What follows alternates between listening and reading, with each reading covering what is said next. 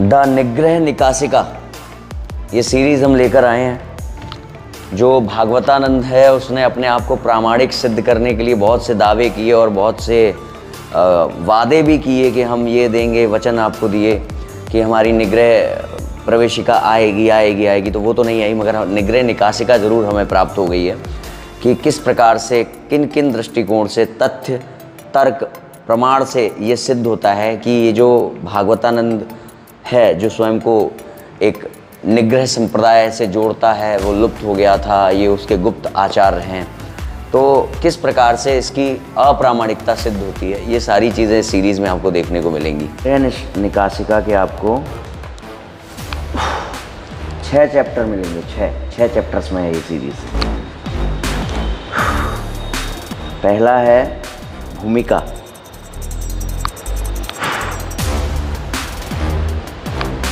दूसरा है निग्रह प्रवेशिका,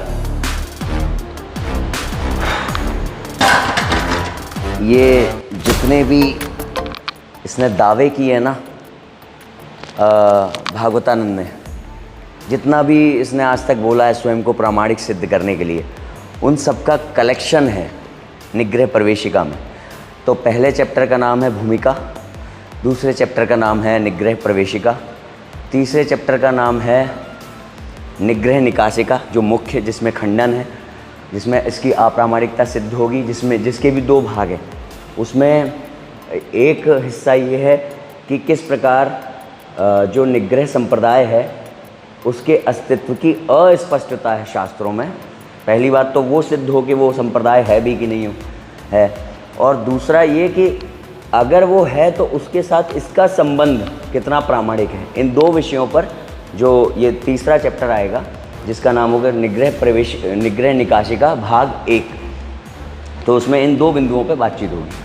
फिर चौथा जो चैप्टर आएगा निग्रह निकासिका का, उसमें आचरण, क्योंकि इसका एक बहुत बड़ा फैक्टर है जो इसने कहा है कि भाई मेरे आचरण से पहचान होगी कि मैं आचार्य हूँ कि नहीं, और निग्रह संप्रदाय के अनुसार जो उसके आचार्य के आचरण होने चाहिए वो इसमें है कि नहीं। तो इन सारे इस आलोक में हम लोग देखेंगे कि ये जो कितना प्रामाणिक है, इसकी प्रामाणिकता पर उसमें बात होगी। ये चौथा चैप्टर है। 5वें चैप्टर में जो इसको एक प्रमाण पत्र प्राप्त हुआ है, विनोद वाला विषय है जो, उस पर हमने बातें की हैं। यद्यपि ये जो तीसरा और चौथा चैप्टर होगा, इसी में सारी कहानी समाप्त हो जाएगी। फिर भी हमने कुछ टॉपअप के लिए एक जो इसने विनोद, एक चुटकुले के रूप में एक प्रमाण पत्र जारी किया है, उस पर बात होगी 5वें चैप्टर में। और 6वें और लास्ट चैप्टर में एक बहुत बड़ा सरप्राइज़ है आप लोगों के लिए, उस पर बात होगी।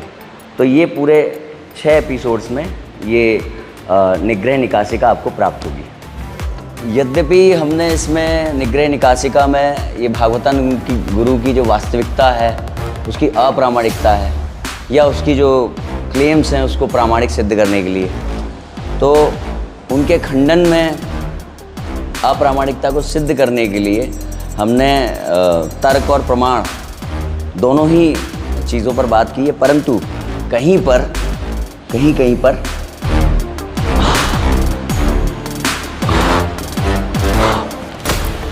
न्यायालय, हाई कोर्ट या सुप्रीम कोर्ट, जो भी आप कहें, उसको ध्यान में रख कर के भी बात की गई है। कारण क्या है? कारण ये है कि निग्रह निकासिका को लिखने के लिए जो हमें प्रेरित करने वाला व्यक्ति है या जो चीज़ है, वो भी भागवतानंद ही है।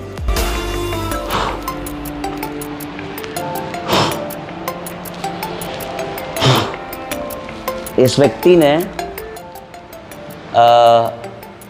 जब औरों के लिए अत्यंत अवमाननापूर्ण वक्तव्य निर्गत किए अपने चैनल से, तब इसे कोई आपत्ति नहीं थी। परंतु इसके खुद के वीडियोस में कई बार इसने जब ये कहा है कि मेरे बारे में आपको कोई भी शंका हो तो आप सार्वजनिक रूप से उसको पूछिए, ऐसे निर्देश देने के बाद भी जब उन निर्देशों के अनुसार हमने कुछ प्रश्न अपने वीडियोस के माध्यम से इससे किए थे कि भाई ऐसा सुनने में आया कि जोधपुर का ये है या ये है, तो या जोधपुर वाले चिकित्सक के साथ हमारा जो इंटरव्यू था, इन सब चीज़ों के आधार पर खुद ही क्लेम कर रहा है कि मुझसे सार्वजनिक पूछो।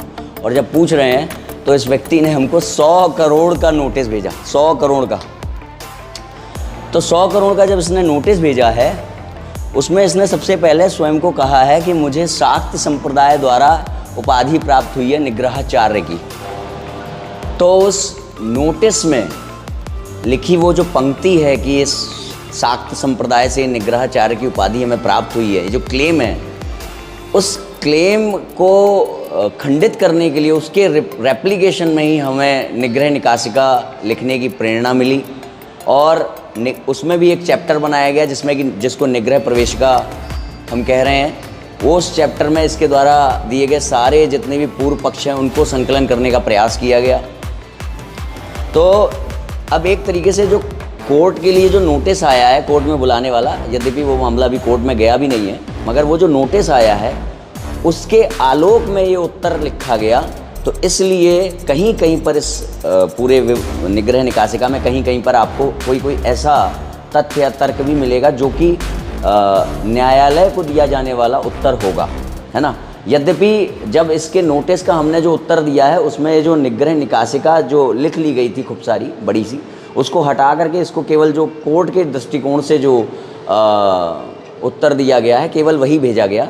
मगर ये जो निग्रह निकासिका लिखी गई थी इसके निग्रहाचार्य ना होने के समर्थन में या इसकी अप्रामाणिकता को सिद्ध करने के लिए ये लिख ली गई थी। और क्योंकि इसको हमें आवश्यक लगा कि इसको जनता के समक्ष, जन सामान्य के समक्ष प्रस्तुत करना आवश्यक है, तो हम इस माध्यम से प्रस्तुत कर रहे हैं।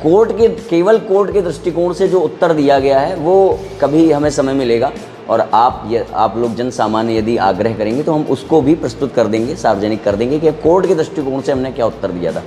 परंतु कोर्ट के उत्तर में निग्रह निकासिका को लिखा गया है और इसलिए कहीं कहीं पर ऐसा आपको देखने को मिल जाएगा कि कोई बात न्यायालय को सामने रखकर कही जा रही है। और हाँ, एक बात और कि ये जो निग्रहाचार्य की जो उपाधि शाक्त संप्रदाय से प्राप्त होने की इसने बात कही है शुरू में ही, उस नोटिस की शुरू में ही।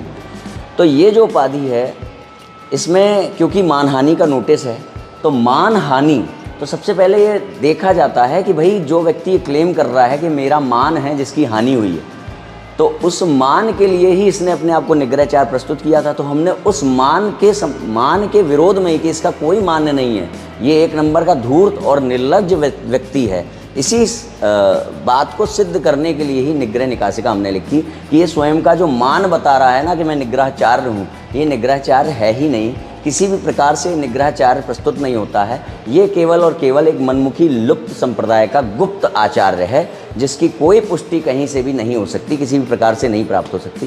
तो यही सारा विवरण, ये जो कोर्ट के आलोक में जो ये हमने उत्तर लिखा मानहानि के नोटिस के रेप्लिकेशन में, वही कोर्ट के उत्तर के रूप में ये निग्रह निकासिका बन गया जो अब आपके सामने प्रस्तुत होने वाला है।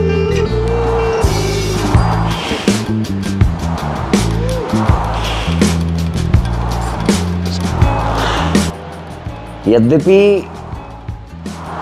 ये भागवतानंद में और रामपाल में कोई खास अंतर नहीं है,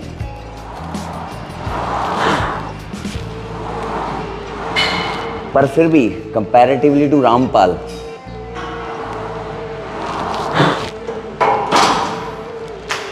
भागवतानंद की जो अप्रामाणिकता है उसको ढूंढने में थोड़ी कठिनाई होती है।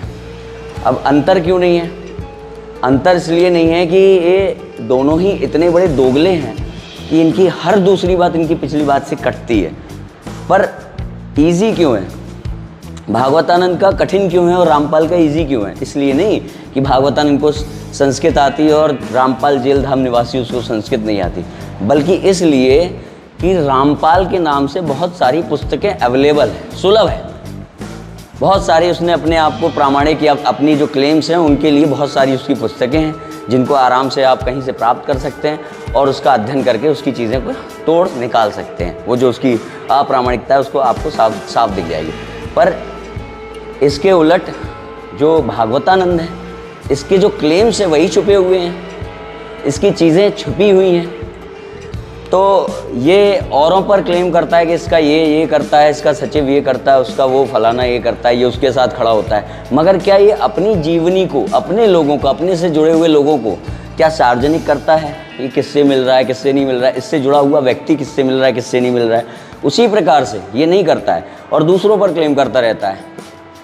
अगर ये करेगा तब इसको ये पता लगेगा कि भाई आज के लोकतांत्रिक वातावरण में धर्म की स्थापना के लिए युद्ध भूमि में धरातल पर उतरकर कार्य किस प्रकार से करना पड़ता है।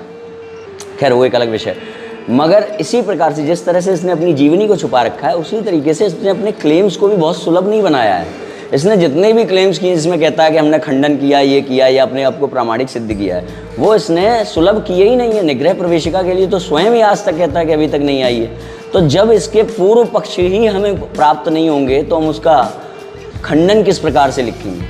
तो इसलिए इसका खंडन लिखने के लिए पहले इसके पूर्व पक्ष को ढूंढना कठिन था। इस मामले में रामपाल के कंपैरेटिवली भागवतानंद का जो अप्रामाणिकता है उसको सिद्ध करने में हमें कठिनाई हुई, परंतु भगवत कृपा है और काफ़ी हमें समय भी मिल गया इस बीच, तो हम थोड़ा करते रहे शोध जो है, और हमें वो इनकी जो निग्रह प्रवेशिका थी तथा कथित वो प्राप्त हो गई इसके क्लेम्स के संकलन के रूप में, है ना। तो इसलिए ये जो बात है कि रामपाल के कंपैरिजन में भागवतानंद को काउंटर करना कठिन क्यों पड़ा, क्योंकि इसने अपनी चीज़ों को छिपा के रखा है। कई वीडियोज़ हैं इसके जिसमें स्वयं ही कह रहा है कि भाई वो मेरे गुरु ने मना किया बताने को। लो, अब इसमें ऐसे में जब गुरु ने मना किया ये कहने के बाद हम इसका ढूंढेंगे कि इसका वक्तव्य जो इसने निर्गत किया है उसका कैसे काउंटर करें। तो इसमें क्या काउंटर करेंगे? गुरु ने मना किया है तो ऐसे तो इसके द्वारा पूछे जाने वाले सभी सवालों का उत्तर हो सकता है, गुरुदेव ने मना किया है, मगर तब ये करेगा अरे अस्पष्टता के कारण बहुत बड़ा विप्लव हो रहा है। मगर निग्रह संप्रदाय के जो गुरु हैं वो कह रहे हैं ये मत बताना, उससे कोई विप्लव नहीं होगा।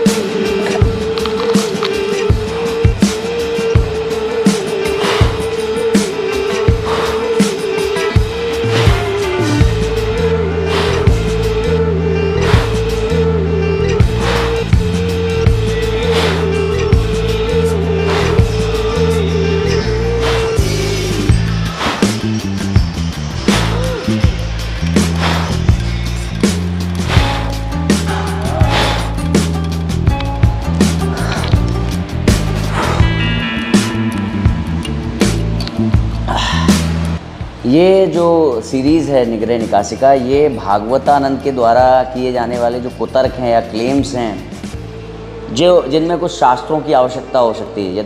ज़्यादातर उसके जो क्लेम्स होते हैं वो कुतर्क से ही, केवल उसमें शास्त्र की आवश्यकता नहीं होती, मगर जिन क्लेम्स में शास्त्र आवश्यक हैं ये उनमें से कुछ एक विशेष सीरीज़ है निग्रह निकासिका, और संभवतः ये हमारा आखिरी अंतिम रूप से होगा जो शास्त्रीय रूप से हम उसको उत्तर कुछ दे रहे हैं। इसके अलावा 2 विषय और हैं, बुद्ध और सबरी वाला विषय जो है, भगवान बुद्ध का अवतार के विषय में जो इसने वो प्रलाप किया है, और सबरी का विषय, ये 2 विषय और रह जाएंगे, तो इस पर भी हम इसका अवश्य उत्तर देंगे।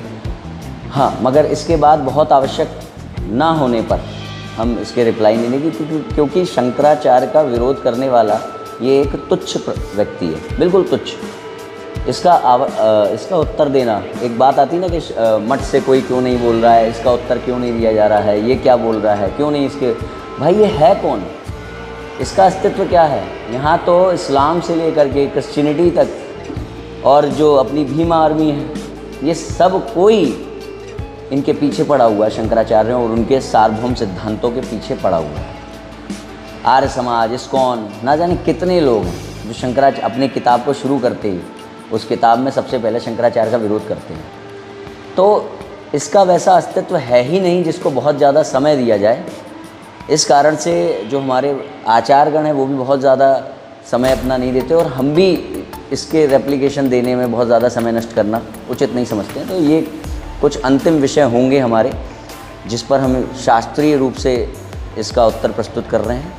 आगे बहुत ज़्यादा आवश्यक ना होने पर, जब तक नहीं होगा आवश्यक बहुत ज़्यादा, तब तक इसका शास्त्रीय या इस तरीके से विधिवत रूप से इसका खंडन प्रस्तुत नहीं करेंगे। और हाँ, इसने एक बात कही थी रेलवे स्टेशन पर बैठकर। क्या कहा था इसने? कि इसने कहा था कि जब मैंने कहा था ना खंडन करने का प्रयास किया आपने, मैं आप बोलता था, तब इससे इसको वो भाषा समझ में नहीं आई थी। तो यही भाषा सही जो तुमने चुनी है अपने लिए। खैर, तो ये मैंने उसमें ये बोला था कि भाई आपने करपात्री जी के खंडन का प्रयास किया है। तो एक शिष्य के, जब एक शिष्य अपने गुरु के लिए किसी के वक्तव्य के बारे में बात करेगा तो वो यही कहेगा कि भाई तुमने प्रयास किया, तुमने खंडन नहीं कर दिया है। ठीक है, तो ये बड़े तिरस्कार पूर्वक बोला था, प्रयास नहीं किया है, खंडन किया है, ऐसे बोला था। तो सुन भागवतानंद, ये जो निग्रह निकासिका है ना, इसमें तेरे को अप्रामाणिक सिद्ध करने का, तेरा खंडन करने का प्रयास नहीं किया है, खंडन किया है। ध्यान रखना, खंडन। ठीक है। जय श्री राम।